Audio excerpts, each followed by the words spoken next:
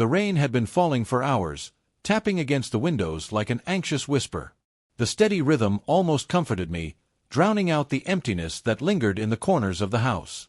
I sat by the window, my eyes tracing the streams of water running down the glass. The air inside felt too warm, almost stifling. The scent of fresh coffee hung in the air, but it couldn't mask the sense of tension that lingered over everything. My father, David, had always been a man of routine. He'd wake up early, brew his coffee in the same chipped mug, and sit in the same spot by the window, looking out at the world as if it were all a series of puzzles he couldn't quite solve. But today, the house felt different. Quieter. There was no coffee brewing, no soft murmurs of him humming some old tune while he read the paper. I didn't think much of it at first. Maybe he'd gone out for a walk, or perhaps he'd fallen asleep in the living room again, the way he sometimes did after watching late-night documentaries. But something gnawed at me. A restlessness that I couldn't shake. I glanced at my phone, my thumb hovering over the screen. He hadn't called me, and that wasn't like him. I couldn't remember the last time I'd been this unsure about his whereabouts. There was a faint echo in the silence that unsettled me. It was as if something was missing, something important, something that made the house feel like more than just four walls. I stood up, the floor creaking under my weight as I moved toward the living room. The room looked unchanged, his favorite chair by the window, the worn leather couch that sagged in the middle. But there was no sign of him. I walked toward the hallway, hesitated, and then knocked gently on his bedroom door. Silence. The kind of silence that made my heart beat louder. When he didn't answer, my hand hovered over the doorknob, the weight of it heavy in my chest. Something was wrong. A sudden sound, a soft click of the door opening from within, made me freeze. My breath caught, and I held still, unsure of what to do next. It was him, but his movements felt different, disconnected. I pushed the door open just enough to catch a glimpse of him. He was sitting on the edge of the bed, his face unreadable. But the way his shoulders were hunched, the way his hands rested limply in his lap, made me feel like I was looking at a stranger. "David!" My voice cracked, and I cursed myself for sounding so weak. "What's going on?" He didn't look up at first, and in that moment, I felt the weight of something unspoken, something that had been brewing between us for a long time, something I couldn't name but feared nonetheless. His voice, when it came, was barely above a whisper. "I need to tell you something." And that was when I knew things were about to change. I could feel my pulse quicken as I stood in the doorway, frozen, unsure whether to step forward or retreat. There was something in David's eyes that I couldn't quite place, a look I hadn't seen before, like he was on the edge of saying something that would shatter everything I thought I knew about him. I swallowed hard, trying to keep my voice steady. "What is it, Dad?" The words felt like they didn't belong to me, like they were being pulled from a place I didn't want to visit. David exhaled sharply, like he had been holding his breath for far too long. He ran a hand through his hair, his movements slow and deliberate, as if he were trying to gather his thoughts into some semblance of order. I noticed the slight tremble in his fingers. It made something inside me tighten, but I couldn't quite name it. "I don't know how to say this," he said, his voice low. "But I think I've been lying to you." His words hung in the air, thick with unspoken meaning. I felt my stomach drop. Lying? What could he possibly mean? "About what?" I asked, my throat dry, but I barely recognized my own voice. It was a strange, detached thing now. I had heard him speak to me 1,000 times, but never like this. Never with this heavy uncertainty hanging between us. David looked away, his gaze drifting to the rain-soaked window. His eyes seemed to lose focus as if the storm outside were somehow more real than the room we were in. I took a small step forward, but I was careful not to get too close. I didn't know what I would do if I crossed that line. I've been keeping secrets," he continued, his voice quieter now, almost as if he were talking to himself. "Things you don't know. Things I should have told you a long time ago." I took a sharp breath, the tension in the room thickening with every word. "Secrets? What kind of secrets?" David shifted, his hand moving to the bedside table, tracing the edge of a picture frame absently, as though it were the only thing grounding him. "I'm not who you think I am, son," he murmured, his voice tight with something I couldn't quite place. I blinked, my thoughts spinning, my mind trying to catch up with the whirlwind of emotions rising within me. What was he saying? This didn't sound like my dad, the man I had grown up with, the man who had raised me with patience, love, and discipline. My father had always been a rock, the unshakable foundation of everything I knew. But now, standing there, with his shoulders hunched in defeat and guilt, he seemed so small, so fragile. I swallowed, trying to keep my emotions in check. What are you talking about? You're my dad, David. You've always been there for me. The words felt rehearsed, almost like a plea. A plea for something I wasn't sure I even understood anymore. He turned toward me slowly, his eyes dark and troubled. I know, he said softly, his voice breaking on the last word. I know. But there's more. There's a part of me that I've hidden from you. And I don't know how to make things right. I felt a chill run through me, like something cold and unwelcome was slipping into the space between us. There was an unspoken weight in his words, a weight that crushed the air from my lungs. I wasn't sure if I wanted to hear more, but a part of me needed to know. Dad, stop. Whatever it is, you can tell me. I'm not going anywhere. He shook his head slowly, his eyes brimming with a strange mix of sorrow and fear. It's not that simple, son. I've made choices that I regret. Choices I can never undo. I stepped forward, my heart pounding in my chest. What do you mean? What choices? David closed his eyes briefly, as if the weight of his own words was too much for him to bear. When he opened them again, I saw a flicker of something buried deep within him. Something dark. You deserve to know the truth, he whispered. But I'm scared of how it will change things. I'm scared of losing you. I felt a knot form in my stomach, the fear in his voice infecting me like a poison. What truth, Dad? David's gaze dropped to the floor, and for a long moment he said nothing. I waited, my pulse ticking away in the silence. Then, almost as if it were the hardest thing he'd ever done, he spoke again, his voice barely above a whisper. I've been in a relationship with another man. 4 years. The words hit me like a physical blow. My mind recoiled in disbelief, struggling to comprehend what I had just heard. I felt my body stiffen, my hands clenched into fists at my sides. I wasn't sure what I was feeling. Shock, confusion, maybe even betrayal, but whatever it was a storm I couldn't escape. For a moment, I couldn't breathe. The room seemed to close in around me, suffocating me with its weight. I had heard rumors, whispers from people who didn't know him as well as I did, but this was something else entirely. I opened my mouth to speak, but no words came out. My thoughts were racing, colliding with one another in a cacophony of confusion and anger. You're telling me this now? I finally managed to choke out, my voice cracking. After all these years, you decide to tell me? David looked up at me, his eyes filled with a sadness I couldn't bear. I never wanted you to know, he said, his voice trembling. But the guilt, it's been eating me alive. I couldn't hide it from you any longer. I had to tell you the truth, no matter what. The weight of his confession hung between us, and I felt something shift in the air, something I couldn't quite define. My heart thudded painfully in my chest as I tried to process it all. The father I had known, the man who had always been there, was a stranger in that moment. I wasn't sure if I was angry, sad, or afraid. Maybe all of it. I wanted to shout, to demand answers, but I didn't. Instead, I stood there, staring at him, watching as his eyes filled with tears. I didn't want to lose you, son, he whispered. But I've been living a lie. And I don't know what to do now. I took a step back, my mind reeling with the enormity of his words. Everything I thought I knew about my father had been turned upside down. A long silence stretched between us, and in that moment, I realized something. I didn't know what I was going to do either. The rain continued to fall outside, a constant, unyielding reminder of the storm that had just begun. The silence that followed David's confession felt like a heavy weight, pressing down on my chest. The air around us seemed to grow thick, suffocating, each breath a laborious effort. The room, once familiar, felt foreign. His words, the truth he had kept hidden for so long, hung in the space between us, unresolved, like a dark cloud waiting to burst. I couldn't look at him, not in the way I had before.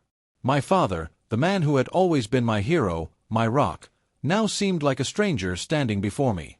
A part of me wanted to reach out, to tell him that everything would be okay, that I still loved him. But another part of me was too hurt, too betrayed to even consider it. How could I look at him the same way after this? How could I reconcile the image of the man who had raised me with this man who was now sitting in front of me, revealing parts of himself I hadn't even known existed? The room felt warmer now, the heat pressing in on me, making me feel dizzy. I took a step back, my mind racing, trying to process what was happening, what he was telling me. I wanted to scream. I wanted to yell at him for keeping this from me for so long. But I couldn't. My body wouldn't let me. Instead, I just stood there, the words swirling around in my head, but nothing coming out of my mouth. David shifted in his seat, his hands wringing together nervously. I could see the tremor in his fingers, the same tremor that had been there when he first told me. His gaze never left the floor, but I could see the guilt written all over his face. It was as if he had spent years carrying this burden, and now, at long last, he had unburdened himself, and yet, he was still trapped by it. I couldn't decide if I wanted to comfort him or push him away. Finally, after what felt like an eternity, I found my voice, though it was a broken thing. "Who is he?" The question came out harsher than I meant, my anger and confusion bubbling to the surface, but I couldn't stop it. I needed to know. I needed something, anything, to make sense of the chaos inside me. David didn't answer immediately. He looked up at me then, his eyes filled with a kind of sorrow that made my heart ache. "His name is James," he said softly, as if the name itself held weight, as if speaking it aloud would make everything real. "I met him a long time ago, before you were born. We had something special. Something I couldn't walk away from." I felt my stomach turn at the thought, the image of my father, my hero, with another man. I wasn't sure if it was jealousy or disgust or something else entirely that made me feel this way, but I couldn't shake it. The whole idea was foreign to me. How could someone so familiar to me, someone I had trusted so completely, have this hidden life? A cold sweat broke out on my forehead as my thoughts raced. "So, what, you just kept it a secret all this time?" I could feel my hands shaking now, the anger rising in my chest, but the words came out quieter than I intended, more defeated. "You didn't think I deserved to know?" David's expression faltered, as though my words hit him harder than any of the accusations I had thrown at him. "I never wanted you to know," he said, his voice trembling. "I wanted to protect you. I didn't want you to think less of me." I let out a bitter laugh, the sound of it sharp and hollow. "Protect me from the truth." David's shoulders sagged, his eyes drifting down to the floor again. "I was just trying to keep our family together. Trying to make sure you had a stable life. I thought if I kept this part of me hidden, it wouldn't hurt you. I didn't want you to think your father was different." The word different hung in the air, and I could feel it, like an invisible thread connecting everything that had been said. There was something about the way he said it, different, that made my chest tighten. As if being different was something wrong, something to be hidden. I couldn't hold back anymore. The floodgates opened, and the words came pouring out, uncontrollable, raw. "You were never different, Dad. You were my dad. And now I don't know who you are anymore. You made me feel like everything I believed in was a lie. The man I trusted, the man who taught me everything, was living in some twisted fantasy." David's eyes flashed, and I could see the hurt in them. His lips parted, but no words came out, just a ragged breath. "I'm sorry," he whispered, his voice breaking. "I never meant for you to feel that way. I was just trying to keep you safe from all the mess, from the pain. But now I realize that in trying to protect you, I only made things worse." The raw emotion in his voice, the trembling of his hands, made my anger falter, if only for a moment. I could see how much he was struggling, how deeply this weighed on him. But my heart was too heavy with betrayal to let go of the hurt. The silence stretched between us again, thick and uncomfortable. I turned away, unable to look at him any longer. My eyes darted around the room, searching for something to hold on to, something to ground me in this storm of emotions. My gaze landed on the picture frame on the nightstand, the photo of our family vacation from years ago. It seemed like a lifetime ago. I stared at it for a long time, the image of us smiling together, unaware of the secrets hiding beneath the surface. When I spoke again, my voice was quieter, more resigned. "Do you love him?" The question came out softer than I expected, almost a whisper, but it felt like it held everything I couldn't say. David's breath hitched, and for a moment, the world seemed to stop. The answer hung in the air, heavy with the weight of everything we had just uncovered. He opened his mouth to speak, but the words seemed to get stuck in his throat. He closed his eyes, his fingers gripping the armrest of the chair so tightly that his knuckles turned white. I don't know," he whispered finally, and the admission hit me harder than anything else he had said. "I want to. But I don't know how." And that was it. His confession, his truth, it left us both in the same tangled mess of emotion and uncertainty. There was no resolution. There was no simple answer. I wanted to scream, to demand more, but something in me knew that there was no more to give. Not yet. The room felt suffocating, the weight of the unanswered questions pressing in on me. Could I forgive him? Could I understand him? But before I could even begin to answer my own questions, the sound of a knock on the door echoed through the room, sharp and sudden. It broke the fragile tension that had been building, pulling us both out of our thoughts. David looked toward the door, his face a mask of confusion. "Who?" he started, but the knock came again, louder this time. I turned toward the door, my heart racing. What now? The knock on the door lingered in the air, a sharp and insistent sound that cut through the tension like a blade. David's face was pale, his eyes wide with something I couldn't place. Fear, perhaps, or just the weight of everything he had just confessed. We both stood there, locked in a strange silence, as if neither of us knew how to move forward from the moment that had just shattered the fragile foundation of our relationship. I could feel my chest tightening, the uncertainty of what was coming next filling the space between us. I didn't want to open the door. I didn't want to deal with whatever was on the other side. The last few minutes had already been more than I could handle. But David's gaze flickered to me, and without a word, he stood up slowly, his body tense as if bracing for something. "Stay here," he said quietly, his voice strained. But I couldn't. Not anymore. I felt the pull of something deeper inside me, a need to confront whatever had come knocking. Whether it was an answer or just more confusion, I didn't know. I wasn't sure if I was looking for closure or for more pain. Either way, the uncertainty was unbearable. I followed him to the door, my heart pounding in my chest. The sound of the rain against the window seemed to grow louder, almost drowning out the quiet tension that stretched between us. David hesitated before he opened it, his hand hovering over the doorknob as though he were weighing the consequences of facing whatever, or whoever, was waiting outside. I could see the uncertainty in his eyes, the same kind of hesitation that had plagued him during our entire conversation. But finally, he turned the knob, and the door creaked open. Standing there in the doorway was James. I froze, my breath catching in my throat. The man in front of me was tall, broad-shouldered, with dark, thoughtful eyes that seemed to look straight through me. There was a calmness about him, a quiet confidence that seemed out of place in this chaotic moment. He was dressed casually, but there was an undeniable air of someone who was just as used to hiding parts of themselves as David was. He looked at me briefly, and then his gaze shifted to David. "Hey," James said softly, his voice low, almost too calm. "We need to talk." David's face softened, but there was something unreadable in his expression. He nodded slowly, stepping aside to allow James inside. As he did, I couldn't help but feel a surge of resentment rising in me. James wasn't just a man David had once known. He was here now, standing in our home, my home, and I couldn't ignore the way he looked at David, the familiarity in his gaze. I stood in the hallway, my arms crossed over my chest, unable to move. The room felt smaller, the walls closing in on me as if I were trapped in some nightmare I couldn't wake up from. David and James exchanged a few more words, but it all seemed muffled, distant, as if I were hearing it from underwater. All I could focus on was the space between us, the gap widening with every passing second. James finally looked at me, his expression guarded but not unkind. "I think we need to talk too," he said quietly, his voice steady but with an undercurrent of something I couldn't quite grasp. His words seemed to hang in the air, lingering, waiting for something to break the silence. I shook my head, taking a step back as if I could physically distance myself from the reality of the situation.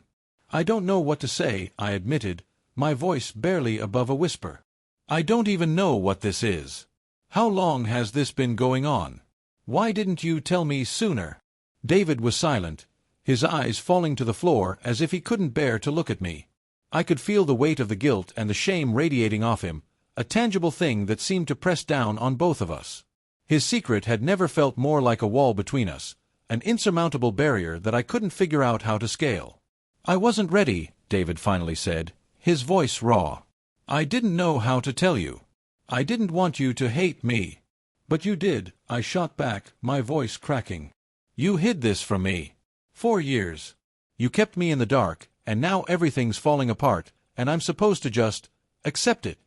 James looked between us, his brow furrowed with some hidden conflict. He opened his mouth to speak, but David held up a hand, his eyes pleading. I know it's a lot to process, he said, his voice thick with emotion. But I swear, I never meant for you to find out like this. I never wanted to hurt you. The words didn't ease the pain. They didn't make the confusion and betrayal go away. If anything, they only made it worse, the gap between us growing wider with each passing second. I wanted to scream, to demand more answers, but something in me held back. The weight of everything was too much, and I could feel the air around us thickening, becoming heavier with every word left unsaid. James stepped closer to me, but I instinctively took a step back, not wanting him near me, not wanting him to be a part of this storm that had taken over our lives. You don't have to forgive us, he said quietly, his eyes soft, but there was a distance in his voice that made it sound more like an apology than a plea. But we need to talk about what happens next. I shook my head again, my heart racing. I don't know what happens next, I said, my voice cracking with uncertainty. I don't know if I even want to know. The words hung in the air, and in that moment, I realized something I had been avoiding all along. There was no going back. The man who had raised me, the man I had trusted with everything, was not the person I had believed him to be. And now, standing here with James in the doorway, I wasn't sure if I would ever be able to trust him again. David and James exchanged a look, something unspoken passing between them, but I couldn't read it. All I knew was that nothing would ever be the same. The rain continued to beat against the windows, a constant reminder of the storm that had only just begun.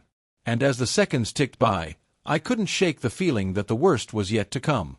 The room was filled with the heavy sound of raindrops tapping against the window, but it felt as though the world outside had disappeared, leaving only the three of us in this cramped space of raw emotion and unspoken tension.